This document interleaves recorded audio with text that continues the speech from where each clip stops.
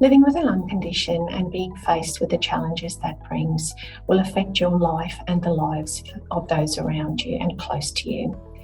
Being able to acknowledge and use your strengths can help your emotional well-being. Doing this is known as applying a strength-based approach, where the focal point or the focus is on a person's strengths, capabilities, and connections, particularly in the face of great difficulty.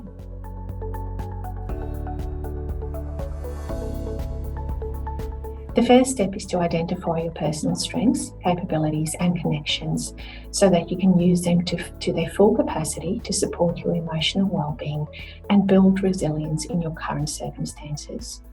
Overcoming feelings of being overwhelmed and adjusting to what lies ahead may seem impossible at first, but with time and support, you may be able to adjust your thinking and take on a strength-based approach.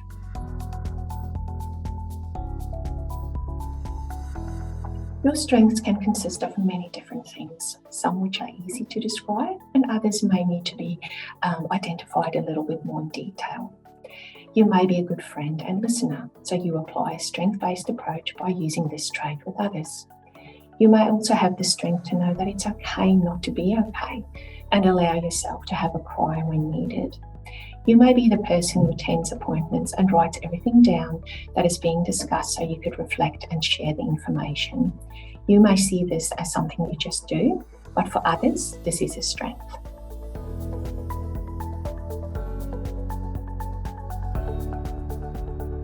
The words you say out loud and your inner dialogue feed your mind. You subconsciously react to what you say to others and yourself. If you say disheartening words and think dispiriting thoughts, then the chances are that you will feel that way as well.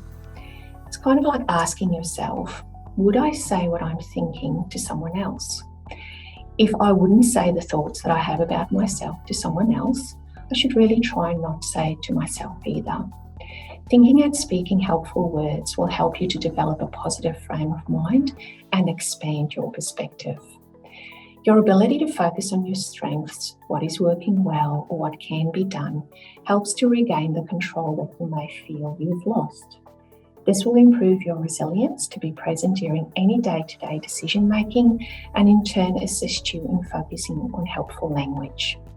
It will take practice to help you keep thinking or your inner dialogue on track.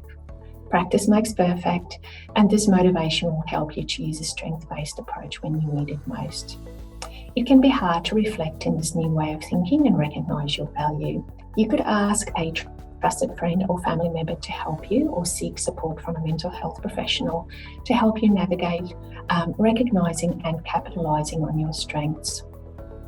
Knowing how your thoughts influence emotions does not mean you will never experience the big feelings like sadness, anger or frustration. It just means that when you are feeling low, you may have a better sense of why these feelings are there and how you might deal with them.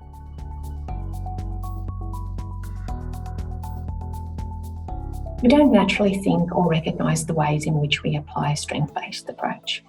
For some people, for example, their garden may be an important source of activity and enjoyment, but their condition may prevent them from easily bending down or pulling the weeds.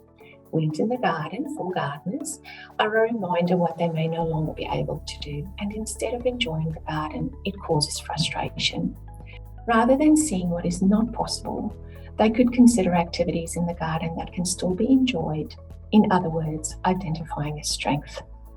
Can the focus, for example, be redirected to the flowers in bloom or noticing the birds that visit the garden while sitting and having a cup of tea and enjoying it?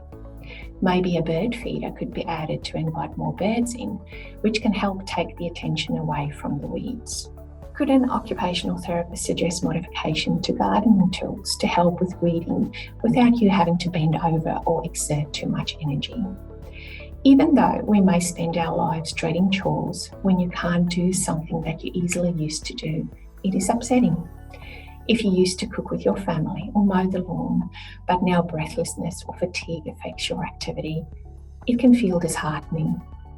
You may feel like you're letting your partner or family down. Instead of focusing on those tasks you cannot do, are you able to contribute in other ways? Redefining roles within the family can take some adjusting, but playing to each person's strengths helps all family members. You could plan meals for the week, write up a grocery list, or do the grocery shopping online. You could also switch to online chores like paying the bills and managing family emails and calendars. Sometimes you may still be able to help with the chores, but not at the pace you once were able to. Even though it is challenging to make that change, with a strengths-based approach, the focus is on what you can do, and that's important. Through modifying some activities and learning to appreciate things that you may not have considered before, you can recognise what you are feeling good about and what you are still able to do independently.